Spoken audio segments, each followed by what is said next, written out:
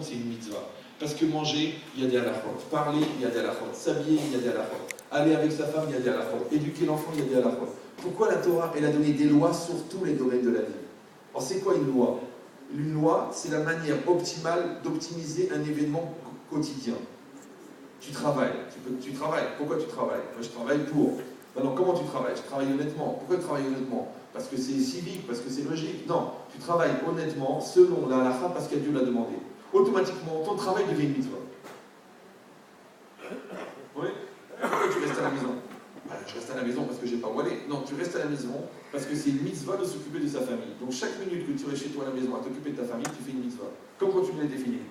Pourquoi tu étudies la Torah? Pour améliorer ta proximité avec Hachem. Pourquoi tu pries? Pour ressentir la proximité avec Hachem. Pourquoi tu mets les définis? Pour te coller avec Hachem. Donc ça veut dire que chaque acte que tu fais, il n'y a pas de rôle, il n'y a pas de kodesh. Tu es entièrement un serviteur d'Hachem. Or, comme tu es un serviteur d'Hachem, donc tu fais un avec Hachem, comme tu fais un avec Hachem, il n'y a plus d'individualité nocive dans lequel tu peux dire c'est pas évident, donc il n'y a plus de peur. Donc celui qui a Yirat Shamayim n'a plus de peur. Ça va? Et deuxièmement, et c'est la fin, et ça veut dire aussi, écoutez bien, c'est le Rav Dessler, mais je lis vite parce qu'il est trop tard. Il y a Ugofa Kazé, Enstira Ben Bitachon et Marasei Ishtadlut.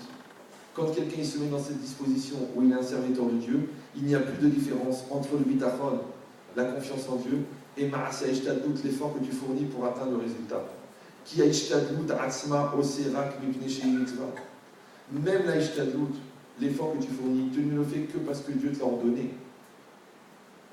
Donc comme tu es un serviteur d'Hachem, même dans l'effort, donc il n'y a pas d'espace pour la peur. Après, tu es aussi un serviteur d'Hachem dans le résultat, parce qu'il dépend d'Hachem. Donc il n'y a plus d'espace.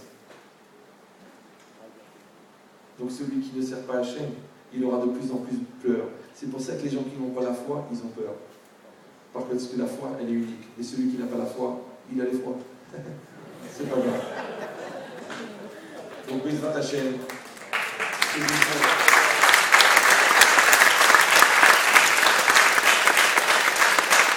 que je vous souhaite, c'est que vous compreniez que ce cours-là, il contient beaucoup plus que des blagues. Et qu'il y a un grand travail à faire au niveau de la peur, et que la peur c'est quelque chose de très général, vous avez compris, et qu'en fin de compte c'est juste une relation qu'on entretient avec les choses. Donc dans tous les choix que vous faites, par rapport à la réalité qu'Hachem vous propose, si vous lui donnez un caractère de mitzvah, mais pour cela il faut étudier la Torah, vous comprenez ou non? On ne peut pas s'inventer Chacham, on ne peut pas s'inventer Hachamay. Il faut travailler, il faut étudier la Gemara, il faut le Midrash, le Chumash, il faut apprendre à la fois. Maintenant je suis très content que dans Hachem vous avez un Rav. Vous savez, je connais beaucoup de communautés, et même françaises, en Israël, qui n'arrivent pas à trouver de Rav. Les gens, ils croient qu'ils ne trouvent pas un Rav qui va avec eux, c'est qu'ils n'ont pas de mérite. Celui qui veut, il reçoit. Après, le Rav qu'on a, on a le Rav qu'on mérite. Il y a des gens qui ont des Ravs, qui ont un Rav, un Talmid Chacham. Il y en a qui ont des rabbins, qui ont été formés au séminaire de Sherwood. C'est très connu, le rabbin des Bois, très connu. Il y a des rabbins folkloriques, il y a des rabbins hazanikiques, il y a des rabbins kik. Si vous avez la chance d'avoir un rabbin, un rav qui est ami Chacham, ça veut dire qu'il a de la Torah à vous donner, à vous apporter. C'est un grand scout. Moi, je suis modèle Hachem, que Hachem vous a envoyé un Talmid Chacham. Donc il y a tellement de clowns qui se promènent dans le monde. Et deuxièmement, je voudrais dire que je suis très fier de cette communauté. Je reviens toujours avec plaisir. C'est des kilomètres et tout. Mais je suis content au Hachem de voir l'émerveillement du rêve auquel vous avez cru qu'il y a 3 ou 4 personnes qui ont pensé que c'était important de faire une vraie synagogue en français et que au Hachem, le résultat il est là. C'est que vous êtes la réalité physique d'un rêve. Donc comment est-ce que 3 ou 4 personnes ils peuvent rêver de quelque chose et qu'avant au Hachem, les choses elles se font? Alors un rêve ça se partage parce qu'on y croit.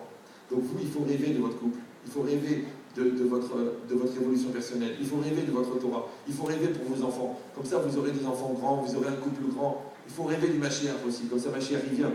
Donc on souhaite, Bezrat Hachem, beaucoup de bien, beaucoup de bonheur, beaucoup de joie, beaucoup d'élévation pour toutes les Neshamot auxquelles vous allez penser. Et maintenant, je vous demande vraiment d'être très très attentionné pour ce que vous allez écouter maintenant et n'applaudissez pas.